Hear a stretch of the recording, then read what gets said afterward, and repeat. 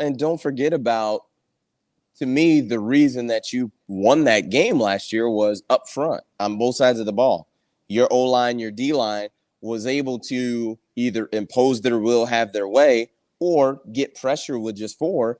And granted, it's early, so we don't know about Anoma. It may be, something that it takes him time, but you would imagine by the time you get to the Ohio State game that he is going to be at worst a third and long, a passing situation constant, at best a rotational player that is going to be getting a lot of snaps. And I think you've got the ability already to have that consistent pressure on CJ Stroud to where you get to that point where, he doesn't get a chance. He's not sitting back and just flinging it around the way he did against Michigan State, right? Like, he's got some pressure and he's got to make those under duress throws, which in the Michigan-Ohio State game last year he didn't do. Or it took him a while to get to that point. Like, by the time he did start making some of those throws, I mean, the game was well in hand, So I think Michigan can come out of this game with some things to hang their hat on. Go ahead. No, and also it was good to see Mike Sanders still, make some plays. This is a guy who was a converted wide receiver. Came in, recruited as a wide receiver, played on the field as a wide receiver, and this offseason was converted to a nickel. And he got a sack earlier in the game. He looked pretty comfortable out there.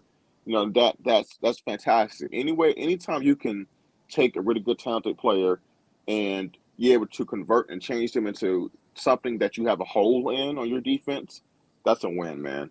That's a win, especially if one positional group that he was recruited for, being receiver, is already pretty stacked. You can find a way to repurpose him. That's fantastic. So I really, really like where they are. Blake Corum and Dalvin Edwards are exactly what we thought they are. They look fantastic. You can't tackle you can't tackle Blake Corum in a phone booth. That guy has so much wiggle. I feel so bad. Like, he's tough, man. He's so low to the ground. He's strong. And see that, and that's, I'm sorry to cut you off, but see, that's what gets me torn when it comes to the passing game, because I'm someone who, like, you have to throw the ball. Like, you've got to show the ability to throw the ball down the field, but you also have a running game where these guys are not normal guys by any stretch. Like, you know what I mean? Like, these are spectacular running backs. So part of me is just like, well, just kind of like pump the brakes, like, because we went through this last year where I was consistently on the channel like, listen, man, we got to do something different. Like, if Michigan wants to win, it's not going to be able to do this, but they got to where they wanted to be, winning the Big Ten, beating Ohio State, like all of that, doing it their way. So I'm kind of hesitant and torn because these running backs are so unique and so explosive where, like, you may be okay doing it this way.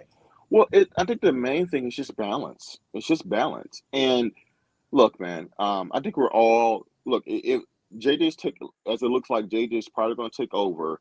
If JJ can continue to have that run threat that he's shown, and he's able to be prolific as a passer, he doesn't have to be a great passer, but a good passer, and be a good runner the way he showed he can be. With that and a threat of Corum and Dalvin Edwards in the backfield and that RPO, oh my God. And then you have the weapons you have on the outside. This team has to make us to be a top 5 offense in the country. Absolutely. They have the weapons. Now, the question and the biggest pushback that me and you are going to have is the play calling and how they go about utilizing these guys. We want the balance, but we also, even when you do a passing play, what kind of passing play is it? Today you saw an AJ Henning jet sweep. Like, they have more than enough talent to achieve their goals, and offensively they're very, very deep.